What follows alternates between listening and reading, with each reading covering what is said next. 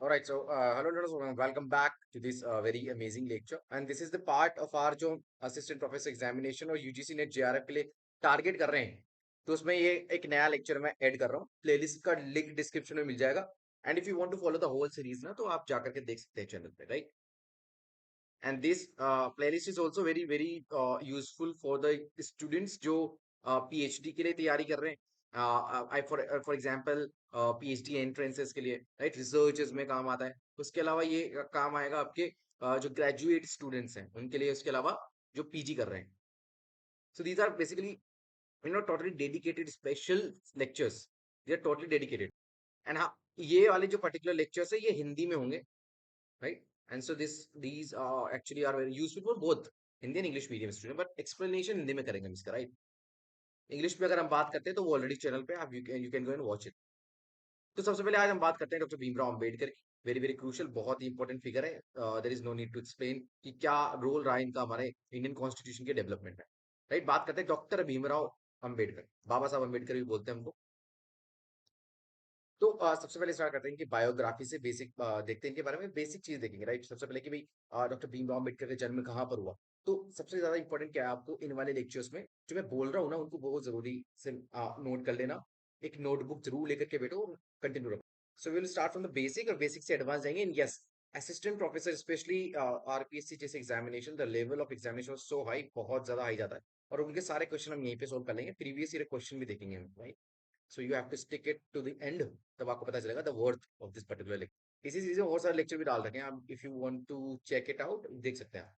तो स्टार्ट करते हैं. जैसे कि इनका जन्म कब हुआ था, 14 अप्रैल 1891. मैं बताता जाऊंगा, हाईलाइट कर दूंगा कि कौन सी चीजें ना आपके एग्जाम पर्सपेक्टिव से बहुत जरूरी और बहुत क्रूशियल है, ठीक है. अम्बावड़ी नामक एक विलेज था, वहां पर थे, वहां से अम्बेडकर आया इनका, ठीक है. मिडिल क्लास फैमिली था. इनके पापा का नाम आपके रामजी सतपाल था, नॉट इम्पोर्टेंट. एंड इतना याद रखो, कबीर पंथी से रिलेटेड थे. तो इनके बहुत सारे विचार और जो थॉट्स हैं, राइट, ये इंडियन पॉलिटिकल थॉट्स का एक पार्ट है. अब इसके अंदर हम और भी थिंकर्स डालेंगे इंडियन रिलेटेड. बात करते हैं कि भाई इनके फैमिली में ना कबीर पंथी जो समुदाय है, कबीर पंथी, उनसे बड़े प्रभावित नहीं है, उनके पार्ट भी थे ये लोग, ठीक है. उसके अलावा इनके फादर जो थे अंग्रेजी सेना में शिक्षक थे. और प्रारंभिक जो इनके नाम था भीमराव रामजी अम्बावड़कर था, राइट. फिर बाद में एक ब्राह्मण अध्यापक थे, उन्होंने अम्बेडकर उप नाम इनको दे दिया. ये तो ये सब चीजें हैं. ये बेसिक बेसिक चीजें बता रहा हूँ. एग्जाम पर्सपेक्टिव से क्या जरूरी रहेगा वो बता दूंगा मैं आपको, राइट. तो भीमराव अम्बेडकर महार जाति से आते थे. कहाँ से? महार जाति से, which is like the lowest to the lowest caste when it comes to the वर्ण जो सिस्टम है भारत में, ठीक है. अब भीमराव महार जाति से आते थे, उसके कारण ना बहुत ज्यादा कटु और पीड़ादायक अनुभव रहा इनका बचपन से लेकर के, राइट. फॉर एग्जाम्पल आपने वो टांगे वाली कहानी सुनी होगी. अच्छा, एक मूवी है, उसको हमने हमारे ग्रुप में शेयर किया है. If you want to join the group ना, उसको इसका लिंक डिस्क्रिप्शन में है, वहां पर जाओ और एक बार देख लो उसको अच्छे से. और JRF के लिए ये टोटली डेडिकेटेड है वो, राइट. ओके. तो या तो बहुत बार ऐसा होगा कि सेल्फ रिस्पेक्ट को बहुत ज्यादा हानि. तो इनके विचार जितने भी होते हैं, we are going to understand the political, यानी कि इनके राजनीतिक विचार हम यहाँ पे पढ़ने वाले हैं. बट इतने ज्यादा सामाजिक और जो सोशल एस्पेक्ट है उसमें इतने ज्यादा इनग्रेन्ड है ना, मतलब इतने ज्यादा उलझे हुए हैं कि इनको सेपरेट करके पढ़ पाना बहुत ही मुश्किल है. मतलब इम्पॉसिबल है, नियर टू इम्पॉसिबल नहीं, इम्पॉसिबल ही है. तो इनके सामाजिक, राजनीतिक, दोनों ही विचार आपको यहाँ पे देखने पड़ेंगे. और किस तरीके से गुथे हुए हैं वो देख लेंगे आप आगे, राइट. तो जब इन्होंने फोर्थ क्लास पास करी तो उनकी कास्ट में, पूरे कास्ट में पहले पहले बच्चे थे जिन्होंने फोर्थ क्लास पास किया, फिर इंटर पास किया, फिर BA के लिए बेसिकली आर्थिक स्थिति नहीं थी BA के लिए करना, कि इनको BA कराया जाए. फिर आर्थिक परिस्थिति को देख करके इन्होंने एक साधारण से कैलुस्कर में बड़ौदा महाराज के 25 रुपए की मासिक छात्रवृत्ति दिलवाई कैसे ना कैसे करके. फिर ये परीक्षा उत्तीर्ण करके बड़ौदा स्टेट फोर्सेज में लेफ्टिनेंट की नौकरी पे लग गए. तो उसके बाद बड़ौदा महाराज ने इनको अमेरिका भेज दिया उनकी छात्रवृत्ति पे. और कोलंबिया विश्वविद्यालय, विच इज आपका, जब हम बात करते हैं कोलंबिया, समझ रहे हो, अमेरिका, वहां पर जाकर के इन्होंने वहां पर एडमिशन लिया और MA और PhD डिग्री प्राप्त की वहां से. और लंदन में तो अगर हम बात करें तो लॉ की डिग्री आपने कहाँ से ली, ये इन्होंने बेसिकली, हम बात करते हैं लंदन से, राइट. ओके. अब इनको क्या, इसलिए तो इनको बोलते हैं सुधारक हैं ये भाई, समाज सुधारक है. उसके अलावा विद्वत्ता है, अर्थशास्त्री हैं, राजनीतिज्ञ हैं, और भारत के संविधान के निर्माता, राइट. बहुत मल्टीपल रोल इन्होंने किए हैं. और एक सबसे महत्वपूर्ण, वो लोग पढ़ते नहीं है अपन श्वास भाई, पत्रकार. सबसे बड़े पत्रकार तो हैं, इतने बड़े पत्रकार हैं. इन्होंने कौन कौन से यहाँ पर जब बात करते हैं पत्रिकाएं निकाली, उसके बारे में देखेंगे. जैसे एक मुक नायक था, क्या था, Mook Nayak, very very crucial, very very crucial, Marathi में बताइए। इसके अलावा और भी निकाले थे, वो देखेंगे हम। तो अगर ऐसे पत्रकार आज हो जाए, आज के पत्रकार और जो जर्नलिस्ट है, वो तो पता ही है आप, राइट? समझते हो ना मैं क्या बोल रहा हूँ? राइट, वो सब चीजें। तो इनका जीवन परिचय देखते हैं संक्षेप में, not so crucial for the examination, but हाँ क्रोनोलॉजी इंपॉर्टेंट है, तो क्रोनोलॉजी जरूर देखेंगे हम। तो क्रोनोलॉजी याद करना है, तो जिसके ऊपर स्टार मार्क कर दूं ना, वो करना ही करना है आपने। तो अगर हम बात करें कि भाई लंदन में स्कूल ऑफ इकोनॉमिक्स में, कभी मैंने भी सर्टिफिकेट किया है वहां से, तो लाइक ये हमारा एलुमनाई है। तो स्कूल ऑफ इकोनॉमिक्स से बेसिकली क्या करते हैं, वहां से तैयारी करते हैं, पढ़ते हैं, फिर कोलंबिया जाते हैं, कोलंबिया के बाद लंदन जाते हैं, फिर इस तरीके से, ठीक है। लंदन स्कूल ऑफ इकोनॉमिक्स की बात कर रहा हूँ मैं। ओके। तो अब इंडिया में आने के बाद क्या चीजें करते हैं वो देखते हैं हम यहाँ पर। तो 1924 में ये बहिष्कृत हितकरणी सभा की स्थापना करते हैं, वेरी वेरी क्रूशियल, बहुत ही जरूरी है ये। इसको हम बोलते हैं depressed class welfare association. Depressed class welfare association, very very crucial, बहुत इंपॉर्टेंट है। 1924 याद रखना, आ जाएगा क्रोनोलॉजी में, आएगा ये वाला क्वेश्चन, राइट।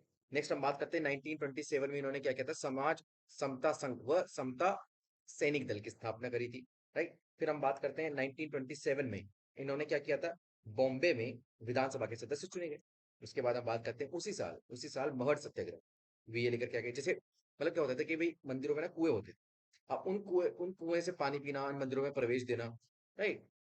या फिर जो ऐसे भी नॉर्मल जो कुएं होते हैं, कुएं हो गए, पॉन्ड्स हो गए, तो वहां पर ना अछूत जातियों को पानी पीने की परमिशन नहीं थी किसी प्रकार से, क्योंकि अशुद्ध हो जाते थे वो। फिर उसके अंदर पूरा एक महायज्ञ करके उसमें गंगा जल डाल करके, गंगा जल भी ऐसे वैसे नहीं, वो जा करके आपको जाना पड़ेगा हरिद्वार, वहां से गंगा जल लेकर के आना पड़ेगा, वो वाला गंगा जल पड़ेगा, तब जा करके वापस से पूरी नदी जो है वो शुद्ध होगी। इनके लॉजिक से है भाई। अच्छा, एक हम मैं आज बेसिकली मेरे बच्चों को बता रहा था क्लास में कि भाई एक बात बताइए, कि जब वर्ण सिस्टम बना, क्योंकि स्टार्टिंग में तो इनकी किताब है ये, मैंने आर्गुमेंट वहीं से लिया है कि भाई हु वर द शुद्राज, ठीक है। और इनकी एक बुक और है annihilation of, very very crucial, बहुत ही इंपॉर्टेंट है, मजेदार किताब है, पढ़ना उसको। मजेदार ऐसे क्योंकि आपके तंत्र खुल जाएंगे, जितने भी आपके ज्ञान चक्षु हैं, वो आपको पता लगेगा कि भाई अच्छा इस तरीके से भी सोचा जा सकता है, ठीक है। अब हम यहाँ पर ना, जैसे मैं बता रहा था कि भाई जैसे कोई शूद्र है, अब किसी शूद्र ने किसी ब्राह्मण को छू दिया भाई, है ना, किसी ब्राह्मण को छू दिया, वो टांगा वाला जो कहानी है इनकी, टांगे वाली स्टोरी जो है, आपको होगी तो सुना दूंगा आपको, कमेंट्स में मुझे बता देना, है ना, स्पेशल वीडियो लेकर के आ जाएंगे, इसमें शॉर्ट्स लेंगे। तो शूद्र जो है, अगर उसने किसी ब्राह्मण को छू दिया, तो ब्राह्मण छूत हो जाएगा, इम्प्योर हो जाएगा, अपवित्र हो जाएगा। तो ज्यादा शक्तिशाली कौन हुआ? शूद्र। हालांकि तर्क ये दिया जाता है कि ब्राह्मण जो कि कहाँ है, ब्रह्मा के मुख से निकले हैं, राइट, शीश से निकले हैं, मुख से निकले हैं, तो they have to be the more powerful person, right. ज्यादा पावरफुल तो ये होने चाहिए, यानी कि ब्राह्मण का शूद्र को छू देने से शूद्र पवित्र हो जाना चाहिए कि नहीं हो जाना चाहिए, इसके जवाब नहीं दे पाते हैं लोग। ठीक है, चलिए खैर, आप बताइए आप क्या सोचते हैं इसके बारे में, कमेंट्स में। 1928 की अगर हम बात करें, तो दलित वर्ग शिक्षा समिति की स्थापना करी, जिसको हम बोलते हैं depressed class education society, very very crucial, बहुत जरूरी है, क्वेश्चन आएगा, मार्क कर लो इसको। अच्छा, इसके बीच में ना 1928 में इन्होंने एक काम और करा था, कि आपने सुना होगा 1929 में ना, 27 में एक्चुअली, 1927 से 1929 तक एक यहाँ पर कमीशन आया था, Simon commission, right, remember? Lala Lajpat Rai ने काफी विरोध किया था, साइमन गोबैक का नारा यहीं से आया था। तो डॉक्टर भीमराव अंबेडकर का ना देशद्रोह का इल्जाम एक पर्टिकुलर ये लगता है, क्योंकि उन्होंने साइमन कमीशन के साथ मिलकर के बातें करना को मंजूरी दी थी, क्योंकि वो चाहते थे कि जो दलित हैं उनका, या फिर जो शूद्र हैं, उनको जो है लाभ कौन पहुंचा सकता है, अंग्रेजी दे सकते हैं, क्योंकि बुरे लोग नहीं दे पाएंगे। अल्टीमेटली इनका ये पता, क्योंकि बुरे लोगों के साथ रह करके ही तो हजारों साल से दबाए और कुचलाए जा रहे हैं इनको, राइट। तो जब भी साइमन कमीशन जाता था, उसके पीछे ये भी हो लेते थे। तो जितने भी नारे लगाए जाते थे, तो अम्बेडकर साहब के खिलाफ भी लगाते, पर ये बुरा नहीं मानते थे उसको, चलते थे अपना काम करना, इनको मेन लक्ष्य इन पे उस पर नजर रहती थी। अच्छा, इन्होंने कुछ सजेशंस वगैरह दिए थे कि वंचित वर्गों को किस प्रकार से उनकी अपेक्षाएं कितनी और उनकी आशाएं क्या हैं, उस तरीके से बात करते थे, तो उनके लीडर थे एक तरीके से। फिर हम बात करें जैसे इन्होंने साइमन कमीशन के पहले 1919 में ना एक कमेटी और बनी थी, उसका नाम है साउथ बोरो कमेटी, वेरी वेरी इंपॉर्टेंट, बहुत क्रूशियल है, साउथ बोरो कमेटी है। उनके सामने भी इन्होंने ये चीज रखी थी कि भाई कैसे पृथक निर्वाचन देना, जाने यानी कि सेपरेट इलेक्टोरेट दो, किनको, किसी जाति या किसी धर्म को नहीं देना है, जाति को देना है, किसको, जो आपके दलित है उन लोगों को, ठीक है। अब अच्छा, साउथ बोरो कमेटी कौन सी कमेटी है, इसी के चलते ना आगे जाके आपके 1919 में जो भारत शासन अधिनियम आया था, इंडियन काउंसिल एक्ट, वो वहीं से आया था, गवर्नमेंट ऑफ इंडिया, सॉरी, 19 सो 1919 का, ठीक है, 1919 का जो गवर्नमेंट ऑफ इंडिया एक्ट था, वो वहीं से आया था, जिसमें सेपरेट इलेक्टोरेट्स फिर दिए गए थे इनको भी। 1909 में जो मोंटेग्यू कैंप्स फोर्ट्स थे, टिमोर मिंटो थे, बताइए कमेंट्स में, इसको क्या बोलते हैं, और 1909 वाले को क्या बोलते हैं? तो इसमें तो दे देता मुस्लिम्स को, इसमें दे देता महिलाओं को, दलित वर्गों को, इन सबको, सिख को, राइट। अच्छा, एक बहुत जरूरी, 1930 से 32 में गोलमेज सम्मेलन हुए थे जिसको हम राउंड टेबल कॉन्फ्रेंसेस बोलते हैं।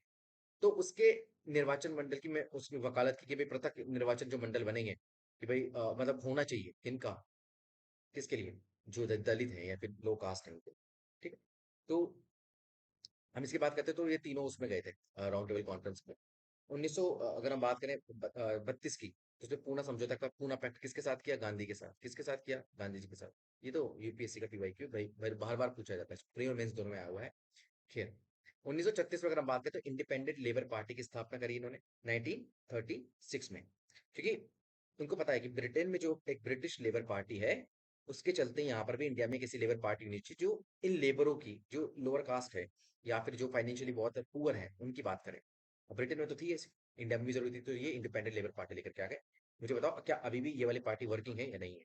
1942 में बात करते हैं, हम बात करते हैं अखिल भारतीय अनुसूचित जाति संघ, जिसको हम क्या बोलते हैं, all India schedule caste federation.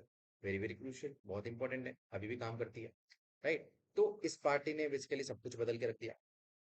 तो यह उनका बेसिकली लास्ट दल था, बेसिकली इन्होंने लास्ट वाली चीज बनाई थी 1944 यानी कि 1944 में इन्होंने क्या बनाया, वायसराय की कार्यकारी एग्जीक्यूटिव काउंसिल में श्रम विभाग के सदस्य बने। तो हाँ, ये बहुत इंपॉर्टेंट है। उसके बाद हम बात करते हैं या 1950 में तो भारत की जो आपकी प्रारूप समिति है, संविधान समिति के अध्यक्ष भी बनेंगे। संविधान समिति नहीं है, बेसिकली प्रारूप समिति है ये, प्रारूप which is drafting committee, right. फिर हम बात करते हैं 1956 में, तो 14 अक्टूबर को नागपुर में बौद्ध धर्म की दीक्षा ली। उसके साथ 80,000 ऑफ द पीपल जो लोअर कास्ट से, उनको भी कन्वर्ट कराया किसमें, आपके बौद्धिज्म। अच्छा, जो इंटरिम गवर्नमेंट बनी थी ना, इंटरिम गवर्नमेंट 1946 में, उसमें भी बेसिकली क्या थे ये लॉ मिनिस्टर बने थे, राइट। नया तक ना, द मिनिस्टर ऑफ लॉ थे ये उस टाइम पे, ठीक है, यानी कि नेहरू गवर्नमेंट में। अब ये लॉ मिनिस्टर होते हुए, क्योंकि गवर्नमेंट है इनकी, तो उस टाइम पे इन्होंने बहुत सारे मुद्दे उठाए थे, जैसे कि हम आर्थिक समस्याओं की बात करते हैं तो आर्थिक मुद्दों को उठाया। उसके अलावा विमेंस यानी कि महिलाओं के जो अधिकार है उसको लेकर के उठाया।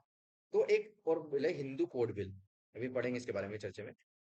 हिंदू कोड बिल, ठीक है। हिंदू धर्म में किस प्रकार से ना जो हमारा सिविल प्रोसीजर्स होते हैं, सिविल मुद्दे होते हैं, उनको एक ही कोड में ला करके रख देना, जिसकी हम बात करते हैं।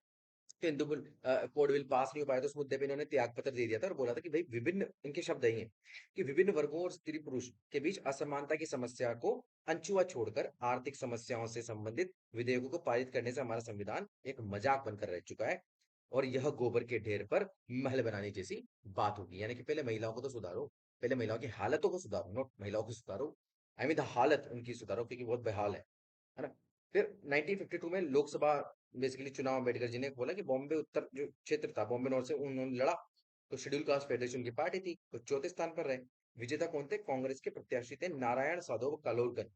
फिर 1954 में बांद्रा में जो बांद्रा बॉम्बे में लोकसभा उपचुनाव में फिर से हार गई। फिर 1952 में वो बम्बई राज्य के राज्यसभा के मंत्री के सदस्य, सॉरी राज्यसभा के सदस्य के तौर पे, यानी कि 1952 में, राइट, राज्यसभा मेंबर बन के ये फिर वापस संसद में।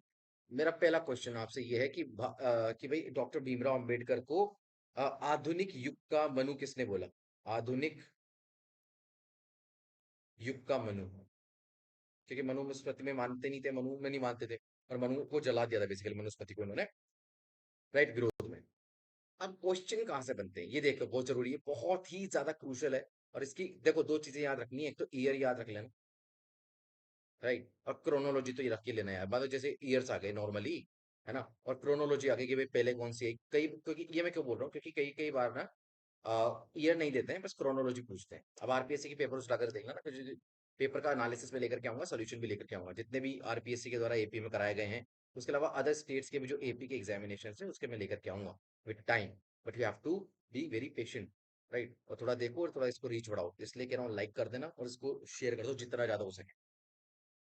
ये बहुत ही ज्यादा हाई यील्ड लेक्चर से, मतलब इतना ज्यादा है कि भाई 30-35 मिनट या 10-15 मिनट जो भी वीडियो की लेंथ होगी, उसमें हाईएस्ट पॉसिबिलिटी जो है वो आपके क्वेश्चंस बनने की रहेगी।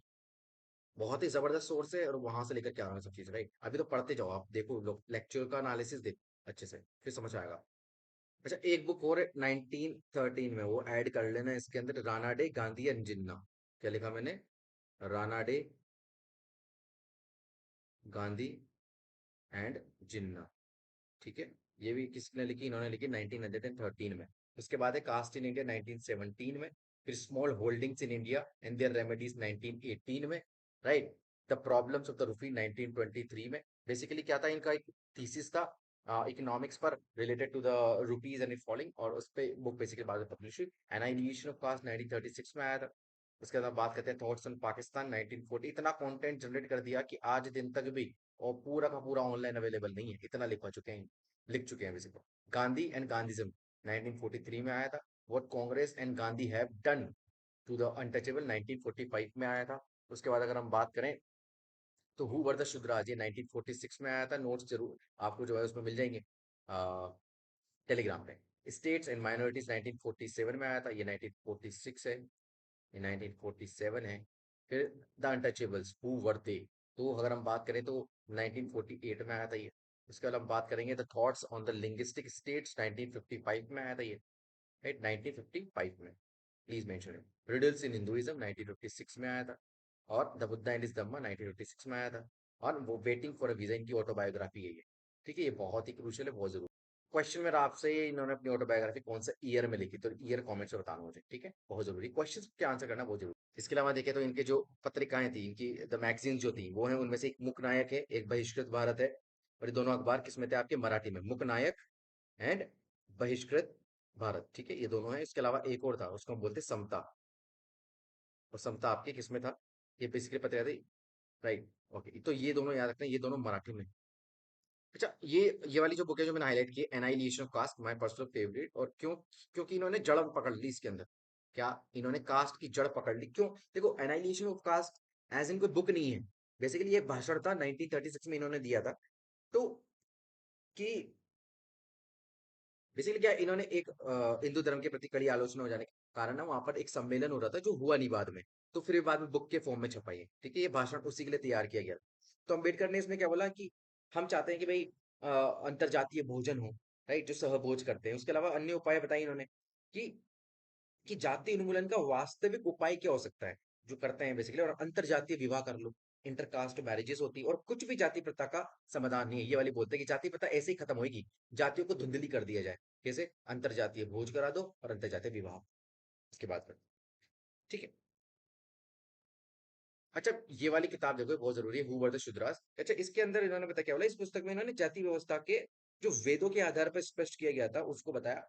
और विशेषकर ऋग्वेद, जो कि क्या कहते हैं, ऋग्वेद का जो पुरुष सुक्त, जिसमें ब्रह्मा के विभिन्न अंगों से विभिन्न वर्णों की उत्पत्ति वर्णित है, वो यहाँ पर से हमको पता चलता है। इन्होंने एक जगह ये भी लिखा कि शूद्र वह क्षत्रिय थे जिनका ब्राह्मणों ने उपनयन संस्कार बंद कर दिया था। जैसे होता है ना, ब्राह्मणों ने उपनयन संस्कार ही बंद कर दिया, तो ये वो वाले क्षत्रिय थे, आगे जाकर के वो शूद्र बने। अच्छा, अब यहाँ पर मैं चाहता हूँ थोड़ा सा ना अपना नोटबुक निकालें और लिखना स्टार्ट करें, जो भी चीजें बोलना चाह रहा हूँ, इनकी प्रमुख विचारधाराएं। और इनके अलावा अगर हम बात करते हैं तो इनका दृष्टिकोण देखते हैं, भाई किस तरीके से ये चीजों को देखते थे। ठीक है, कौन कौन सी एग्जामिनेशन के लिए आपके लिए क्रूशियल हो सकते हैं। तो सबसे पहला पॉइंट इसके अंदर आप लिखिए कि इनका जो वैचारिक दृष्टिकोण है, उसमें हम सबसे पहले लिखते हैं प्रगतिशील अतिवादी है। ये क्या, प्रगतिशील अतिवादी। ठीक है, इसको प्लीज मेंशन करो अपने नोट्स में, बहुत जरूरी है, बहुत क्रूशियल है। क्या होता है इसका मतलब समझाता हूँ। तो बेसिकली डॉक्टर भीमराव अंबेडकर मूलतः उदारवादी थे। हम क्या बोलते हैं इनको, मूलतः तो उदारवादी थे भाई, कि भाई किन की चीजों में मानते हैं। उदारवादी क्या होता है, जो स्वतंत्रता, समानता और व्यक्ति के जीवन को इंडिपेंडेंट मानना, उसके लाइफ में कम से कम इंटरफेरेंस रखना, इन सब पे बिलीव रखते हैं। कौन, उदारवादी लोग, है ना। तो उदारवादी में तो बिलीव रखते थे। उसके अलावा संसदीय लोकतंत्र हो गया, समता मूलक समाज थे, उसके समर्थक थे ये। तो हालांकि अंबेडकर स्वयं को उदारवादी और मार्क्सवादी से अलग भी बताते रहे हैं विद टाइम, राइट। जैसे कि प्रगतिशील अतिवादी तथा कभी कभी प्रगतिशील रूढ़िवादी भी कहते थे, राइट। तो अंबेडकर जो है वो उदारवाद की समानता व मार्क्सवाद की स्वतंत्रता पर बल देने के कारण आलोचना करते थे, राइट। क्यों, कहते कि भाई इनके बहुत अच्छा ना हार्मनी और बैलेंस होना चाहिए, तब जाकर के आप एक अच्छे समाज की और राज्य की स्थापना कर सकते हैं। अंबेडकर उदारवाद की समानता व मार्क्सवाद की स्वतंत्रता बल देने के लिए कारण उनकी आलोचना करते ही थे, जैसे कि मैंने बताया। अच्छा, एक और चीज, ये ना वर्ल्ड हिस्ट्री के बहुत बड़े विख्यात स्टूडेंट रहे, राइट, प्रख्यात, नॉट विख्यात, प्रख्यात। तो हम इसके अंदर बात करते हैं, जैसे कि अमेरिकन जैसे इन्होंने French revolution, American revolution, Russian revolution, सबकी स्टडी बहुत ही गहन चिंतन मनन से इन्होंने अच्छे से करी। और इन्होंने बेसिकली उनसे प्रभावित भी काफी ज्यादा रहे हैं ये अपने पूरे जीवन काल में। तो अब अगर हम बात करें तो इन्होंने ना त्रयी की विचारधाराएं दी है। त्रयी क्या होता है basically? Combination of three things, जो ये कुछ भी हो सकता है। जैसे यहाँ पर वैल्यू मान लीजिए, आप वैल्यू या प्रिंसिपल मान लीजिए। जैसे कि एक था, अच्छा मुझे फ्रेंच रेवोल्यूशन का क्या था, वहां पर तीन आइडियाज दिए गए थे, जिसके हम बात करते हैं, liberty, equality and fraternity. Liberty का मतलब आजादी, स्वतंत्रता मान लीजिए। इक्वालिटी समानता, फ्रेटर्निटी बंधुत्व या फिर भाईचारा। तो ये कहते हैं कि भाई अगर एकता लेके आनी है तो आजादी, समानता और भाईचारा ये बहुत ही इंपॉर्टेंट है, बहुत ही क्रूशियल है, ये आनी चाहिए। तो उसके अलावा और बहुत सारे त्रय भी दिए इन्होंने कि त्रय आ जाएंगे भाई। उसके अलावा इन्होंने एक त्रय दिया, अ, बुद्ध, मतलब इसका तो समर्थन किया बेसिकली, बुद्ध, धम्म एंड संघ। ये पहले से ही है बेसिकली, अगर हम बात करें प्रचलन में, तो उसका समर्थन किया है इन्होंने बहुत ज्यादा। इसके अलावा एक और है, वो आगे बताऊंगा मैं। तो अम्बेडकर साहब ने इस त्रयी को अपना आदर्श मानते थे, ठीक है, इनके आदर्शों को मानते थे, और इसी के बेसिस पर इन्होंने अपने आगे जो राज्य संबंधित विचार है वो भी रखे। अम्बेडकर संवैधानिक और संसदीय लोकतंत्र के समर्थक थे, सबको पता है। और वो लोकतंत्र को केवल चुनाव या शासन पद्धति नहीं मानते थे, बल्कि बोलते थे कि ये जीवन दर्शन है। ये आगे जाके उन्होंने ही बोला, जब हम बात करते हैं, हमारे सुप्रीम कोर्ट ने भी, ये तो जीवन जीने की जीवन दर्शन है ये, ना कि कोई एक प्रोसेस तुम्हारे गवर्नमेंट सेलेक्ट करने की। राइट। दूसरा पॉइंट लिखो भाई, इसके अंदर बहुत ही क्रूशियल है, ब्राह्मणवाद का विरोध। बहुत ही इंपॉर्टेंट है कि नहीं? बिल्कुल है भाई। देखो, यहाँ पर इन्होंने ब्राह्मणवाद, इन्होंने एक बात बोली थी कि मैं हिंदू धर्म में पैदा हुआ हूँ, तो यह मेरा अधिकार में नहीं था, लेकिन मैं हिंदू धर्म में मरूंगा नहीं, ये मेरा अधिकार। तो अपने डेथ के कुछ ही टाइम पहले इन्होंने बेसिकली क्या किया था, नागपुर में सभा सम्मेलन किया, सभा की, और वो 80,000 लोगों के साथ अपना धर्म परिवर्तन किया, बौद्धिज्म में चले गए। राइट। नॉट 80,000, 5 लाख अनुयायी, सॉरी, 5 lakhs। कितना? 5 लाख लोग, बताइए। 5 लाख लोगों को तो ये ले गए, है ना? तो पॉपुलैरिटी कम नहीं थी। उसके अलावा और इन्होंने ब्राह्मणवाद का विरोध कैसे किया, लिखते चलो, अभी हम आगे आने वाले टाइम में देखूंगा, नोट्स में मेंशन है। महड़ का सत्याग्रह किया था इन्होंने, महड़ सत्याग्रह, जिसको नहीं पता इसके बारे में, महड़ सत्याग्रह इन्होंने किया था, कि भाई मंदिरों और कुओं में, जो हम बात कर चुके हैं, कि वहां पर एंट्री की बात है। ठीक है, तो इसलिए इनको महड़ का महात्मा भी कहा जाता है। उसके अलावा व्योम, जब हम बात करते हैं, वाइकोम सत्याग्रह, ठीक है, वाइकोम सत्याग्रह, तो केरल में इनके द्वारा ही किया गया था, धार्मिक समानता के लिए किया गया था वो। उसके अनुसार, उनके अनुसार ना, जो हिंदू धर्म है वो श्रेणीबद्ध समानता, यानी कि ग्रेडेड इनइक्वालिटी, क्या बोलते हैं इसको, ग्रेडेड इनइक्वालिटी, क्या, ग्रेडेड इनइक्वालिटी के आधार पर है। और योग्यता व कर्म की बजाय जन्म सिद्धांत पर आधार कर दिया, जो कि विवेक बुद्धि की बजाय कर्मकांड और भाग्यवाद में विश्वास है। ठीक है। राम और कृष्ण के जो अनुकरणीय नहीं है, भगवत गीता गौतम बुद्ध से ब्राह्मणवाद को बचाने का एक माध्यम है। ठीक है, तो ये इसके बाद बोलते हैं कि हम भगवान को भगवान की तरह नहीं पूछते हैं, वो पते मानते थे, पर कुल मिला के ये कहते थे कि भाई इसका दर्शन ज्यादा क्रिटिकल है, ज्यादा क्रूशियल है। तो अंबेडकर ने हिंदू धर्म के साथ साथ इस्लाम व ईसाई धर्म की भी आलोचना की है, क्योंकि ये दोनों ही अनुभव, जो अनुभवातीत प्रभुत्व है, जैसे सबका मालिक हमारा ईश्वर के साथ साथ पितृसत्तात्मक और निरंकुशवाद को भी बढ़ावा देते थे, है ना? बहुत सी जगह तो मस्जिदों में महिलाओं को आज भी जाना जरूर बेसिकली अलाउड नहीं है। एकमात्र बौद्ध धर्म ही सच्चा धर्म है, जो अनिश्वरवादी बिलीव रखता है, वो भगवान में नहीं मानता। अभी लेक्चर देख रहा था बौद्धिज्म पे, बहुत सारी चीजें उसमें निकल कर आई है, कभी कभी बताऊंगा मैं आपको, है ना? शॉर्ट्स बना कर डालेंगे। आत्मा की अमरता को नहीं मानता, तथा नियतिवाद, राइट। और जो पोंगापंथी और जो हम बात करते हैं श्रेणीबद्ध असमानता है, इसकी वजह विवेक, तर्क और जाति समानता पर बंधी। ठीक है।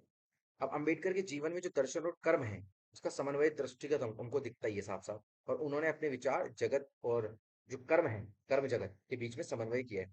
उनके अनुसार जीवन में कोई भी चीज नहीं है जो शाश्वत हो एवं सनातन हो। जीवन का नियम है परिवर्तन, और वो होता रहेगा। तो अंबेडकर ने धर्म एवं दर्शन के बीच में अंतर माना है, कि धर्म दर्शन नहीं है, पर दर्शन तो और बड़ी चीज है। ठीक है। अब इनका तीसरा यही कॉन्सेप्ट आता है, इनका धर्म और दर्शन में बेसिकली जो उन पर विचार है इनके जगह। तो दर्शन का अर्थ क्या बोलते हैं, कि दर्शन का मतलब है, दो वर्ड्स पे इन्होंने बहुत अच्छा क्रिटिकल एनालिसिस किया और बताया कि भाई धर्म और दर्शन क्या फर्क है इन दोनों में। तो कहते हैं कि दर्शन जो है वो सत्य का अनुसंधान है, रिसर्च है, राइट। लेकिन धर्म क्या है, ये कहते हैं सत्य के प्रति प्रेम, धर्म कहलाता है। अब इन्होंने बेसिकली क्या माना था, कि जो दर्शन है ये गतिहीन होता है, लेकिन धर्म जो है इसको इन्होंने क्या माना, गतिशील। तो धर्म, जो इनके अनुसार धर्म है, कि दो प्रमुख आधार है, एक है प्रज्ञा और दूसरा है करुणा। ठीक है, प्रज्ञा और करुणा। तो अंबेडकर ने धम्म को नैतिकता के अभिन्न माना है, और धम्म में नैतिकता ईश्वर का स्थान ग्रहण कर लेती है, ईश्वर नहीं, नैतिकता सबसे ऊपर है। तो धर्म का उद्देश्य सृष्टि की उत्पत्ति बताना या संसार का पुनर्निर्माण करना है। ठीक है। और अंबेडकर के अनुसार धर्म समाज के लिए आवश्यक है। यह एक वैयक्तिक वस्तु या मनुष्य को इसे अपने तक सीमित रखना चाहिए। धर्म की राजनीतिक जीवन में कोई भूमिका नहीं होनी चाहिए। लेकिन यहाँ पर ना गांधी जी अलग चल जाते हैं इनसे, है ना। अब seven since of Gandhi ji पढ़ना, मैं पढ़ाता हूँ उसको, गांधी लेकर के जब आऊंगा तो पढ़ाऊंगा आपको। हालांकि मुझे इतना मजा नहीं आता है गांधी पढ़ाने में, पर ठीक है। और उससे रिलेटेड कुछ आर्टिकल्स वगैरह हैं जो कि आपको बहुत जरूरी है जानने के लिए कि गांधी रियलिटी में कैसा था, तो वो उसके तो आपको टेलीग्राम में ज्वाइन करना पड़ेगा, वहां पर शेयर किया हुआ है।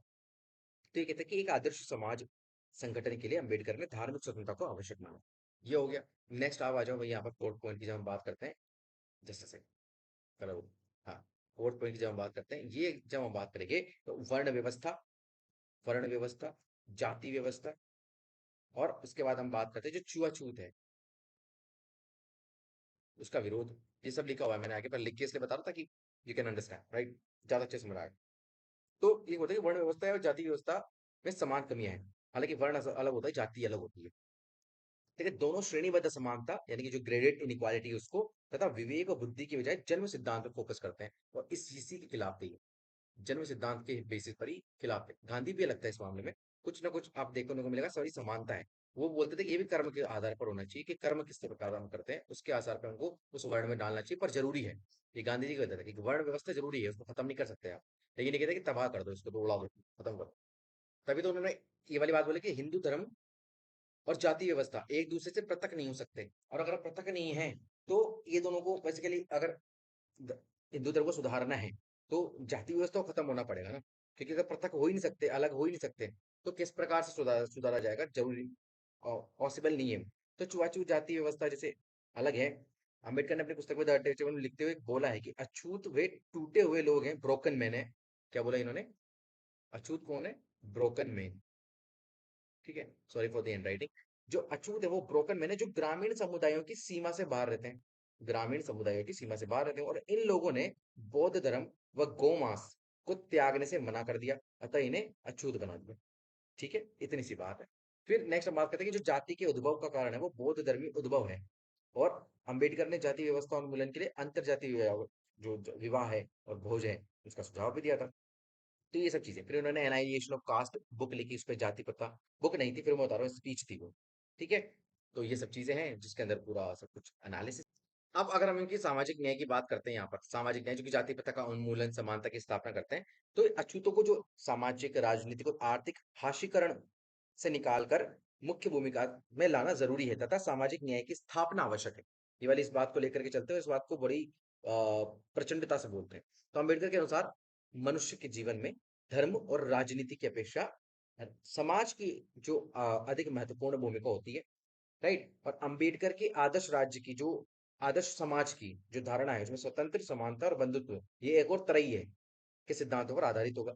और अंबेडकर के जो जीवन है, थे गरीबों के बीच, जो अगर हम बात करें सामाजिक, राजनीतिक और आर्थिक हितों की रक्षा करना है, इसे तो उन्होंने राज्य समाजवाद को आवश्यक मानते हैं। देखो एक इनका आइडिया है जिसे हम बोलते हैं, जैसे अभी हमने ऊपर डिस्कस किया था कि ये उदारवादी तो थे, पर उदारवादी होने के नाते, उदारवादी होते हुए भी ये कहते थे कि भाई समाज में राज्य का इंटरफेरेंस होना बहुत जरूरी है, राज्य का इंटरफेरेंस होना जरूरी है व्यक्ति के लाइफ में।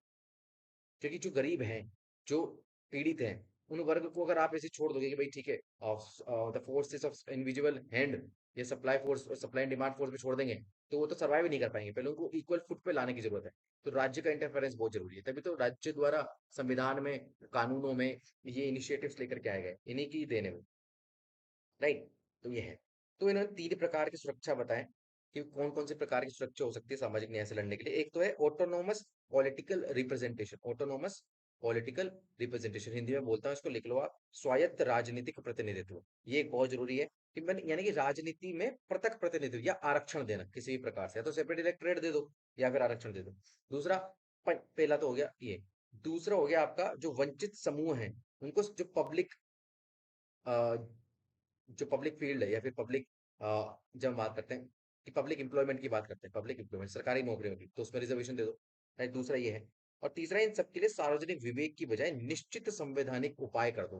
राइट, कि भाई अब यहाँ पर ना इस संवैधानिक दृष्टिकोण से अगर देखा जाए तो इनकी भलाई के लिए स्टेप से वही लिए जाए। राइट, तो हम इसकी हम बात करते हैं। अंबेडकर के राज्य संबंधी विचार की हम बात कर लो यहाँ पर। अंबेडकर के राज्य संबंधी विचार वही बताया जो मैंने आपको बताया कि राज्य का मुख्य कारण क्या होना चाहिए, मानव सेवा। और राज्य और बेसिकली उदारवाद इनका दृष्टिकोण है, लेकिन उसके अलावा हस्तक्षेपवादी जो उदारवादी लोग बोलते हैं कि भाई राज्य का ना इंटरफेरेंस नहीं होना चाहिए, ये कहते हैं होना चाहिए, क्यों नहीं होना चाहिए भाई, ठीक है। उसके अलावा राज्य के कार्यों में क्या है कि भाई हर राज्य हर नागरिक को जीवन में स्वतंत्रता हो, अभिव्यक्ति की आजादी हो, सामाजिक और आर्थिक लाभ मिले, राजनीतिक असमानता उसको समाप्त करें। आर्थिक विचार की अगर हम बात करें तो इन्होंने ना बहुत सारी चीजें, भारी उद्योग, मिश्रित अर्थव्यवस्था और सरकारी कृषि का समर्थन किया।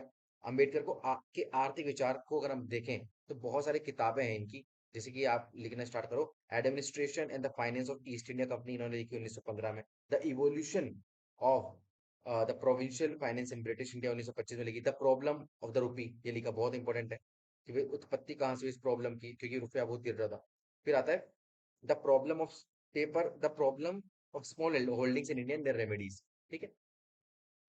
ठीक है, ये कंप्लीट हम कर चुके हैं, और आर्थिक न्याय कर लिया, धर्म दर्शन कर लिया, शिक्षा का महत्व तो इन्होंने बोला था शिक्षित बनो, संगठित रहो, संघर्ष करो, यानी कि एजुकेट, एजुटेट एंड ऑर्गेनाइज, ठीक है, organise and educate, right, educate, एजुटेट एंड ऑर्गेनाइज, ये वाली बात इन्होंने बोली। राजनीतिक लोकतंत्र की अगर हम बात करें तो सबसे इंपॉर्टेंट है अम्बेडकर का जो लोकतंत्र पर जो विचार रहे हैं, बहुत इंपॉर्टेंट है। तो इनके ये कहते हैं कि राजनीति को समता, न्याय, शोषणविहीन और अबाधित अवसर के रूप में स्थापित करना चाहिए, और लोकतंत्र इसका बहुत इंपॉर्टेंट है, और ये प्रोसेस नहीं है, इसे जीवन पद्धति, ठीक है। तो प्रजातंत्र में नियमबद्धता में कहीं अधिक प्रमुख महत्वपूर्ण है सामाजिक उत्तरदायित्व, यानी कि जो पब्लिक रिस्पॉन्सिबिलिटी होती, पब्लिक रिस्पॉन्सिबिलिटी, ठीक है, ये बहुत जरूरी है। उसके अलावा ये कहते हैं कि अम्बेडकर ने जो भारत में लोकतंत्र की सफलता हेतु कुछ आवश्यक परिस्थितियां बताइए कि भाई भारत में कब लोकतंत्र सफल हो जाएगा, ठीक है।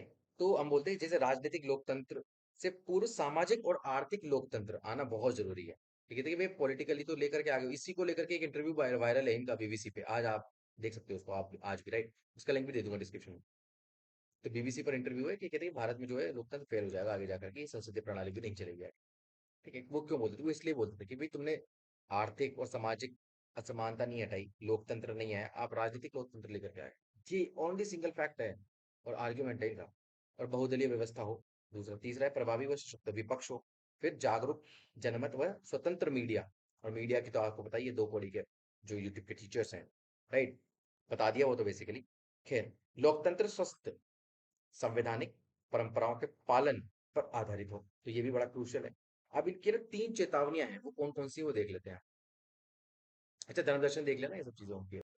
अच्छा, बेसिकली ये जो तीन चुनौतियां हैं ना जिसमें हम बात करते हैं, अराजकता का व्याकरण, वीर पूजा और राजनीतिक लोकतंत्र की अपर्याप्तता, ये किस आधार पर इन्होंने दी। इन्होंने कहा कि भाई देखो 25 नवंबर 1949, जब ये डेट बहुत इंपॉर्टेंट है, 25 नवंबर 1949, बताओ इसके एक दिन बाद क्या हुआ था, ठीक है। इन्होंने एक बात बोली थी कि भाई प्रारूप समिति के अध्यक्ष थे ये, तो उसके नाते इन्होंने एक बात बोली कि भारत का संविधान चाहे कितना भी अच्छा क्यों ना हो, लेकिन अगर इसके अमल में लाने वाले लोग खराब हैं या खराब निकले, तो संविधान जो है वो निश्चित रूप से बेसिकली अच्छा साबित नहीं हो सकता। तो भारतीय संविधान और लोकतंत्र को भावी सफलता दिलाने के लिए या फिर कहने के लिए कि भाई ये कब अच्छे से एग्जीक्यूट होगा, इन्होंने तीन चेतावनियां दी थी, जिसमें पहला आता है अराजकता का व्याकरण। इसका क्या मतलब है भाई, एक सेकंड को, अराजकता का व्याकरण मतलब the grammar of the anarchy, इसको लिख लो, the grammar of the anarchy, क्या बोला मैंने, the grammar of the anarchy, anarchy मतलब अराजकता।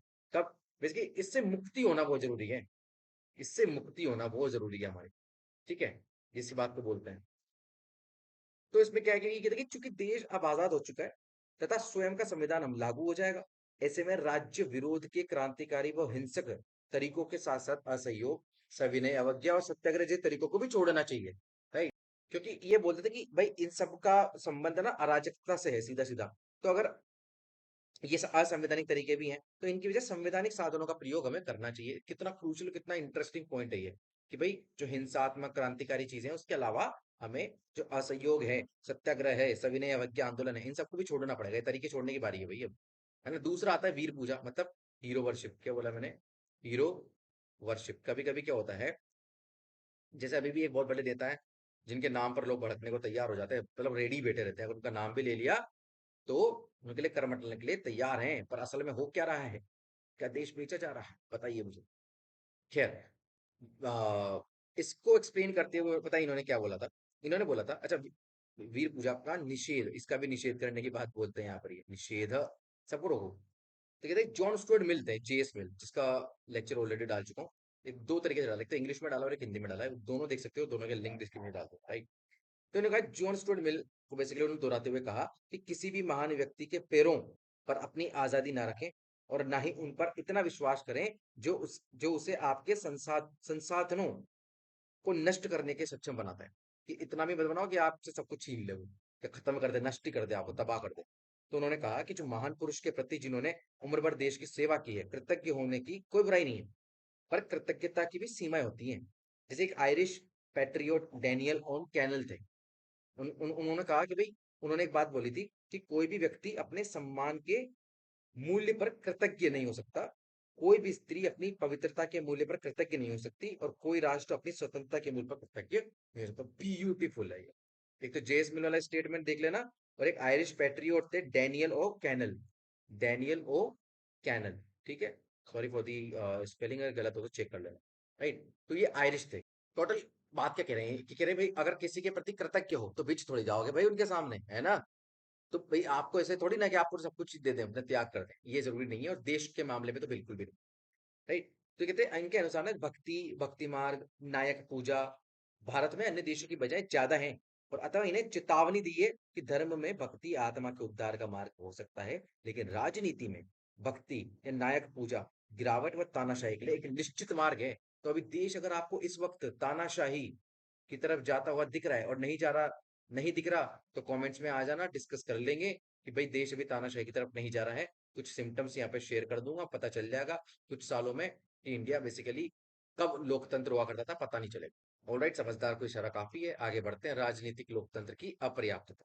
ठीक है, राजनीतिक लोकतंत्र के साथ सामाजिक लोकतंत्र भी तो जरूरी है। क्या बोला मैंने? सामाजिक प्लस आर्थिक, सामाजिक प्लस आर्थिक लोकतंत्र भी उतना ही जरूरी जितना राजनीतिक है। इवन राजनीतिक लोकतंत्र को सफल होने के लिए ये दोनों जरूरी है, पहले इनका सफल होना जरूरी है। तो सामाजिक लोकतंत्र जीवन का एक साधन है, जो जीवन के सिद्धांतों के रूप में स्वतंत्रता, समानता और बंधुत्व को पहचान, ये इनका कहना। तो ये सिद्धांत अलग अलग नहीं है, बल्कि एक ही संघ के रूप में कार्य करते हैं। इनको एक दूसरे से अलग करना लोकतंत्र के उद्देश्य को हराना रहेगा। ये सारी बात को बात करते हैं। इसके लिए 26 जनवरी 1950 को ये कहते हैं, हम विरोधाभासों से भरे जीवन में प्रवेश कर रहे हैं, राइट। ये कहते हैं ना, we are entering in the life of contradictions. तो राजनीतिक जीवन में हमारे पास समानता होगी, एक व्यक्ति एक वोट एक वॉल्यू, पर जो सामाजिक और आर्थिक जीवन है उसमें हमारे पास असमानता हो, तो सफल नहीं हो पाएगा ना भाई। देखो, एक तरफ तो आप बोलते हो कि एक दलित है और एक ब्राह्मण है।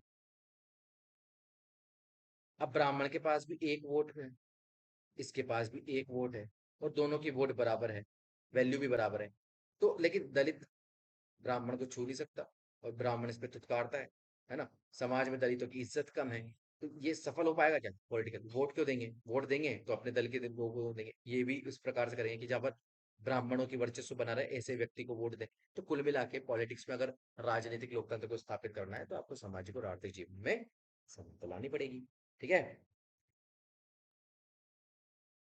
अम्बेडकर साहब ने काफी चीजों की जो कि क्या करी है, आलोचना करी, इसमें गांधी था, कांग्रेस था, राइट, बहुत सारी ऐसी चीजें जिससे हम बात करते हैं। अब एक इसमें से आता है कि भाई गांधी का एक आइडिया था कि पंचायती राज का, राइट। पंचायती राज की जब हम बात करते हैं, लेकिन अम्बेडकर साहब इसके खिलाफ थे। किसके? पंचायती राज के। ये पता है क्या बोलते थे? कि जो गांव होते हैं ना, वो उदासीनता के अड्डे हैं। मतलब शहरीकरण जरूरी है, गांव से निकलो। तो गांव में जो परंपरागत जाति व्यवस्था है, इसके कारण पंचायती राज के इन्होंने भयंकर विरोध किया, और इन्होंने संविधान सभा में गांव को भारतीय राज्य व्यवस्था की आधार इकाई मानने से साफ मना कर दिया। तो देखो, भारत में गांव ज्यादा है, और आज भी गांव ज्यादा है। कितने परसेंट है? लगभग 55% ज्यादा ही होंगे, है ना। और भी ज्यादा, 60% के आसपास है। तो बेसिकली क्या बोलते, उस टाइम पे तो और भी ज्यादा थे। तो कहते हैं कि भाई अर्बनाइजेशन बहुत जरूरी है, नहीं तो वो जातिवादी और जो क्षीण बुद्धि है वो वहीं पर रह जाएंगे, और वहीं पर रह जाओगे आप लोग। तो पुरजोर खंडन कहते हैं। इसलिए इन्होंने ना 1942 में भारत छोड़ो आंदोलन का भी विरोध किया। उन्होंने गांधी के इस आंदोलन को अनुत्तरदायी, पूर्ण और पागलपन भरा कार्य बताया। ये तो इस तरह की चीजें, इनके अपने रीजंस थे और वैलिड है।